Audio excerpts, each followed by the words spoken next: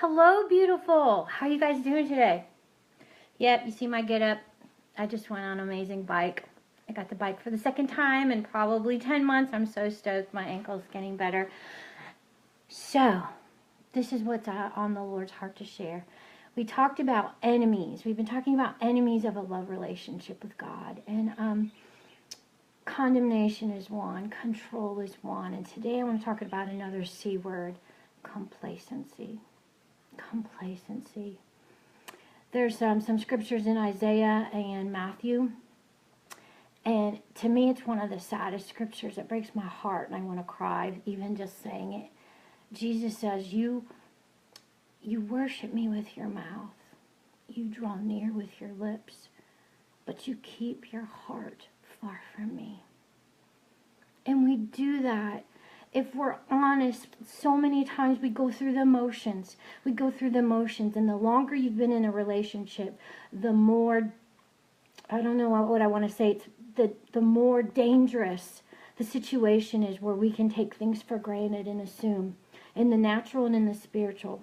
And we're so focused on getting all of our vertical relationships right. We spend billions of dollars trying to fix our marriages and friendships and families that are broken. And really what's broken, marriages aren't broken, people are broken. Individuals are broken, we're broken. And if we would go to connect vertically and get our love relationship right and connect rightly related to God, then all these other horizontal relationships get in line. I'm telling you, it's true. Complacency is an enemy of your love relationship. In the book of Revelations, Jesus is addressing the churches, and he says, I see your work. I see how hard you're working, and I commend you for it, but you need to see how far you've fallen, that you've left your first love, that you've abandoned your first love. And come on in, puppy. And that's huge to God. Because all he's ever wanted was your heart. And he has a bunch of worker bees out there working. But he wants your heart. See what happened in Luke 15 with the elder brother? He did all that work for him, but he didn't know his heart. Most of the church knows about God, but they don't know him. And we think we're doing him a favor. Let's be honest. We think we're doing him a favor if we offer up a prayer or, we flip open our Bible or go to church. And it's just so messed up in our Western culture. And I just want to give you that encouragement today to draw near to him with your heart. And he already knows what you're struggling with. Be transparent.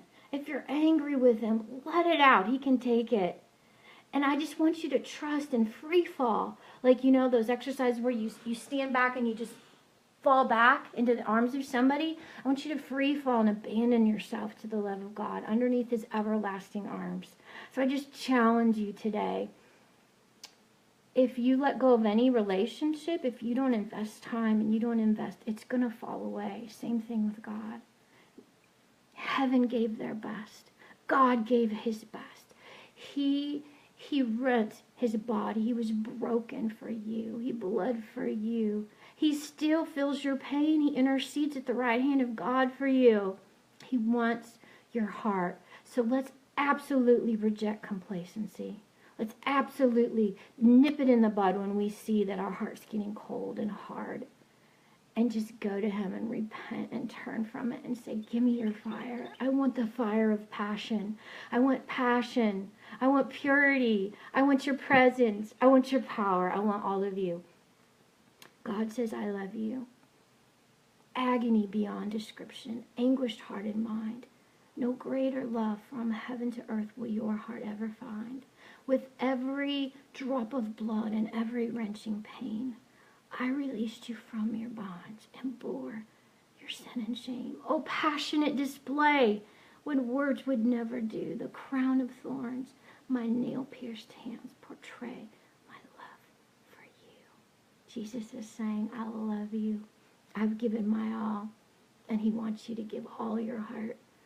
Just come running to him with whatever you have today. And it could be burdens. Whatever you have. I promise you, give him ashes. He'll give you beauty. I love you. You're amazing. Love someone well. You'll change the world. Shalom.